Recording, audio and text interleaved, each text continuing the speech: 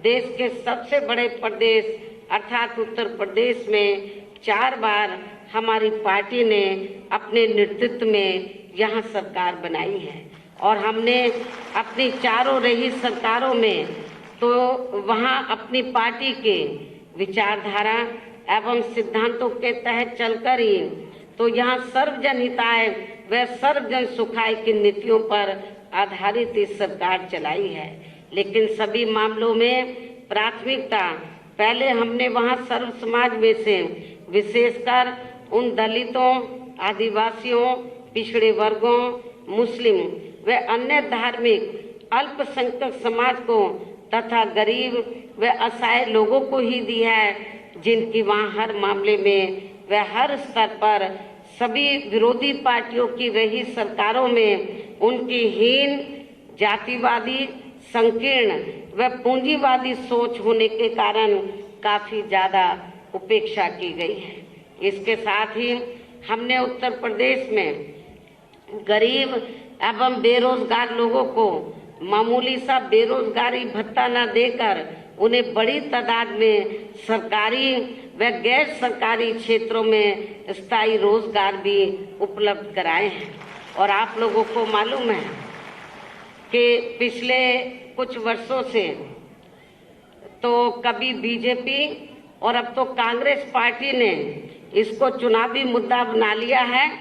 कि जो गरीब और बेरोजगार लोग हैं वो सत्ता में आएंगे तो उनको बेरोजगारी भत्ता देंगे, लेकिन जिन राज्यों में इनकी सरकारें हैं वहां जाकर बेरोजगार लोगों से आप लोग पूछो गरीबों से कि उनको कितना बेरोजगारी भत्ता मिला है। तो ये केवल गरीब और बेरोजगार लोगों का वोट लेने के लिए इस किस्म का ये चुनाव में आश्वासन देते हैं, लेकिन हमने कभी भी ऐसा आश्वासन नहीं दिया। बल्कि जब हमें उत्तर प्रदेश में 4 बार सरकार चलाने का मौका मिला तो हमने उत्तर प्रदेश में वहाँ गरीब एवं बेरोजगार लोगों को दूसरी पार्टियों की तरह मामूली सा बेरोजगारी भत्ता न देकर उन्हें बड़ी तादाद में सरकारी व गैर सरकारी क्षेत्रों में हमने स्थायी रोजगार उपलब्ध कराए, उनको रोटी रोजी के साधन दिए ताकि वो किसी के ऊपर मोहताज ना रहे। इसके अलावा हमारी पार्टी की रही सरकार ने वहाँ विभिन्न क्षेत्रों में लगे लोगों के साथ साथ छात्रों, युवाओं, महिलाओं व बुजुर्गों आदि के हितों में भी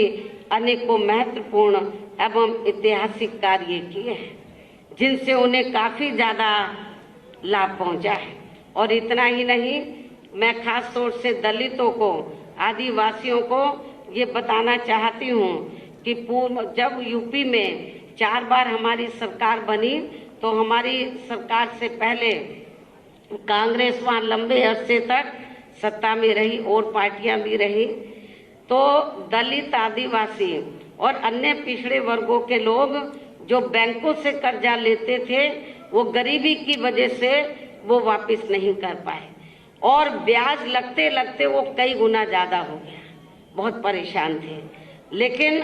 जब उत्तर प्रदेश में सन 2007 में बीएसपी की पूर्ण बहुमत की सरकार बनी, अकेले अपने बलबूते पर सरकार बनी, तो फिर हमारी पार्टी की सरकार ने इनका ब्याज सहित पूरा कर्जा माफ कर दिया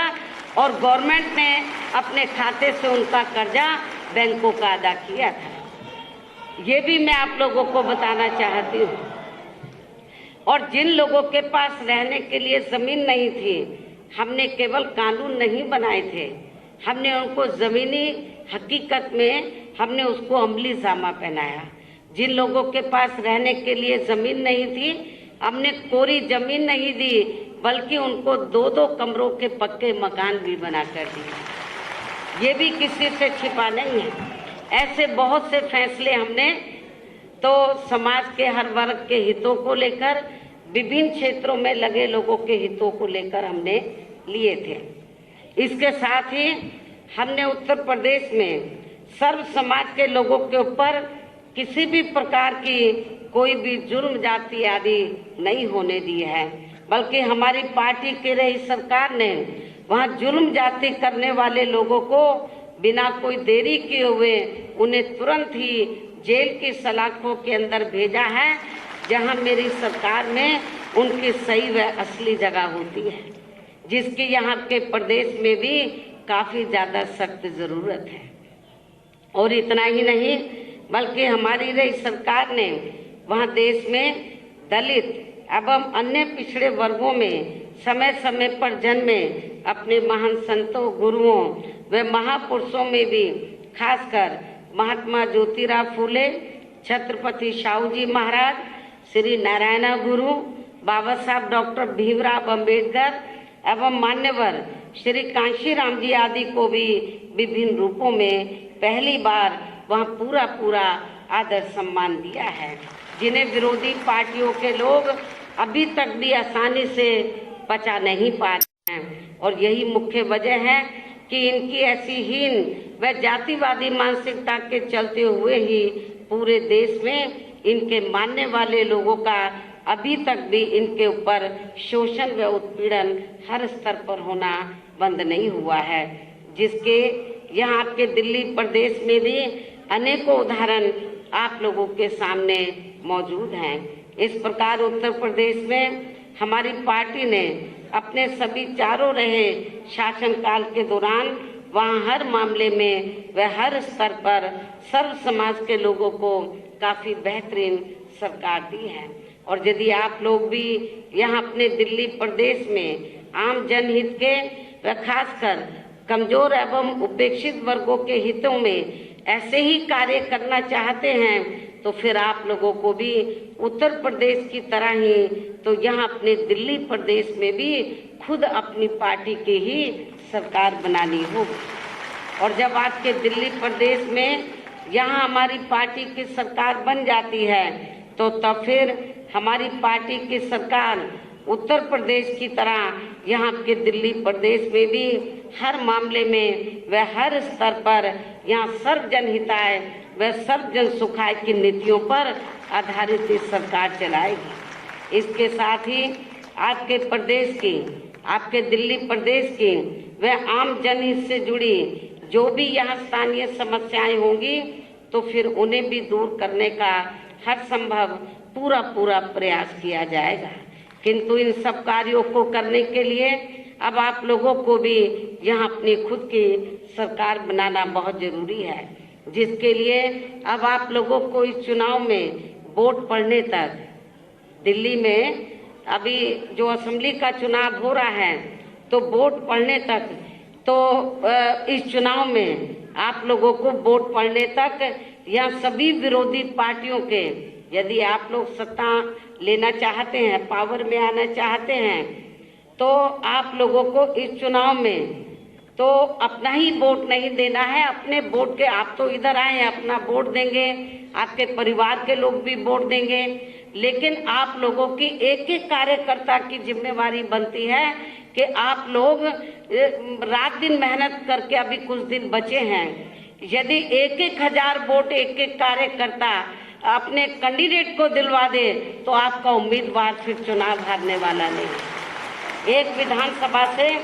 तो आप लोग मान लीजिए 100-150 वर्कर इधर आए हैं, और एक एक वर्कर ये जिम्मेवारी ले लें कि अभी कुछ दिन पड़े हैं, मुझे 1,000 वोट एक एक वर्कर अपने कैंडिडेट को दिलवाने का तैयार कर ले और रात दिन मेहनत से लग जाए, तो आपके उम्मीदवार चुनाव जरूर जीतेंगे। लेकिन इसके साथ साथ आप लोगों को वोट पड़ने तक यहाँ सभी विरोधी पार्टियों के साम दाम दंड भेद आदि हथकंडों से भी जरूर सावधान रहना है। और इस संदर्भ में वैसे आप लोगों को ये मालूम है कि चुनाव होने से कुछ समय पहले व चुनाव के दौरान भी अधिकांश या विरोधी पार्टियां अपने अपने पक्ष में हवा बनाने के लिए खासकर मीडिया व ओपिनियन पोल एवं सर्वे आदि का जो बड़े पैमाने पर इस्तेमाल करती हैं, तो उससे भी आप लोगों को बिल्कुल भी गुमराह नहीं होना है। आप लोगों को मालूम है कि जब से दिल्ली का इलेक्शन अनाउंस हुआ है और आप लोगों ने पर्चे दाखिल किए हैं, अब वोट पड़ने का समय भी नज़दीक आ गया है, लेकिन आप लोगों ने ये महसूस किया होगा कि मीडिया ने एक बार भी बीएसपी का जिक्र नहीं किया है कि बीएसपी भी यहाँ मैदान में या चुनाव लड़ रही है दिल्ली में। आप लोग रोज मेरे ख्याल इलेक्ट्रॉनिक मीडिया को या डेली न्यूज़पेपर कहीं छोटे से कोने में खबर दे दियो तो मैं नहीं कह सकती, लेकिन मैं न्यूज़ भी देखती हूँ, पेपर भी पढ़ती हूँ, तो लेकिन किसी पेपर में या किसी न्यूज़ चैनल ने आपकी खबर नहीं दी कि आप लोग भी दिल्ली में जो असेंबली का चुनाव हो रहा है आप लोग भी मैदान में हैं या आप लोग भी अपने उम्मीदवार को जिताने में जी जान से लगे हैं। आपका किधर नाम तक भी नहीं है। इसलिए लेकिन मीडिया किन की खबरें दे रहा है तो कांग्रेस, ज़्यादातर वो आम आदमी पार्टी, बीजेपी, कांग्रेस, इन लोगों की खबरें वो हाईलाइट कर रहा है। लेकिन आप लोगों को गुमराह नहीं होना है, क्योंकि ये जो चैनल है मीडिया हैं तो आप लोगों को मालूम है कैसे खबरें देते हैं और किस प्रकार से हाईलाइट करते हैं, इसके पीछे क्या हाथ होता है ये सब जानते। मैं इसको ओपन नहीं करना चाहती हूँ, क्योंकि जो दूसरी पार्टियां हैं उनके पास कोई पैसे की कमी नहीं है। बड़े बड़े पूंजीपतियों से उनके पास पैसा आता है, खूब वो पैसा अपनी पब्लिसिटी के लिए हर स्तर पर खूब पैसे का वो इस्तेमाल करते हैं। और यही कारण होता है सत्ता में आने के बाद फिर वो आपके हितों का ध्यान नहीं रखते, तो जिनका माल खाया है बड़े बड़े पूंजीपतियों को, उनको फायदा पहुंचाने के हिसाब से फिर वो अपनी नीतियां बनाते हैं। तो कहने का तात्पर्य ये है कि आप लोगों को मीडिया में जो आए दिन बीएसपी को इग्नोर किया जा रहा है, दूसरी पार्टियों की केवल खबरें आ रही हैं, आपके इधर पिक्चर में भी नहीं है, लेकिन आज आप लोग तैयार करके जाएंगे कि हमें इतनी मेहनत करनी, अभी भी कुछ दिन पड़े हैं कि आप लोगों के अच्छे उम्मीदवार यहाँ से जीत के आने चाहिए दिल्ली प्रदेश से, तो तब फिर मीडिया लगेगा, मीडिया को एहसास होगा कि हमने इनके साथ में ठीक नहीं किया है। तो मीडिया को यदि आप लोग इसका सही जवाब देना चाहते हैं तो अपने ज़्यादा से ज़्यादा उम्मीदवारों को जिताकर तब मीडिया के साथ साथ विरोधी पार्टियों को भी इसका जवाब होगा। इसके साथ ही आप लोगों को पूर्व की तरह इस चुनाव में भी विरोधी पार्टियों के जारी किए गए उनके प्रलोभन भरे तो चुनावी घोषणा पत्रों के बहकावे में भी कतई नहीं आना है। आपको मालूम है कि विरोधी पार्टियों ने बड़े प्रलोभन भरे चुनावी घोषणा पत्र जारी किए हैं, हम ये कर देंगे, हम वो कर देंगे, कोई कमी नहीं छोड़ी है प्रलोभन देने में। जिन्हें ये पार्टियां चुनाव खत्म होने के बाद ज्यादातर दरकिनार कर देती हैं। और आप लोगों को मालूम है कि चुनाव में बहुत आश्वासन दिए जाते हैं, लेकिन जब सत्ता में आ जाते कोई ना कोई बहाना बनाकर उसको वो इम्प्लीमेंट नहीं करते हैं,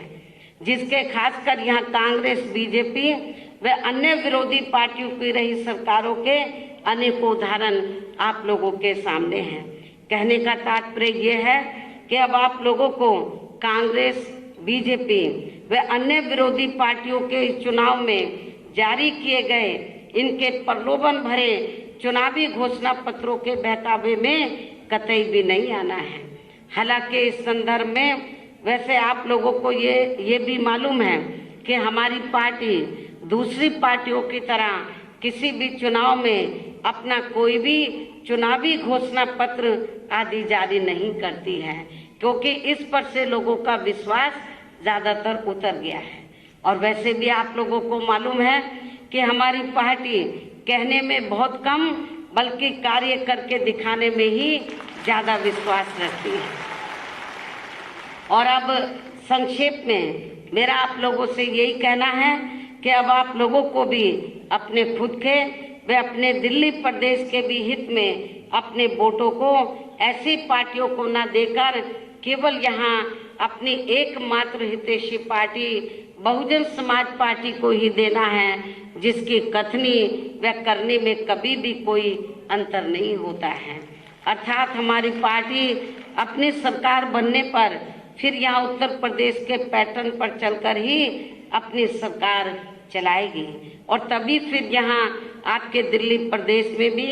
खासकर परम पूज्य बाबा साहब डॉक्टर भीमराव अम्बेडकर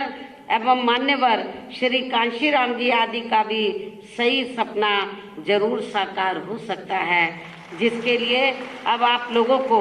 यहाँ अपने दिल्ली प्रदेश में विधानसभा का हम चुनाव लड़ रहे अपने सभी उम्मीदवारों को अपनी पार्टी का जो हाथी चुनाव चिन्ह है, हाथी चुनाव चिन्ह के सामने वाले बटन को दबा के उन्हें भारी वोटों के अंतर से आप लोगों को जरूर जिताना है।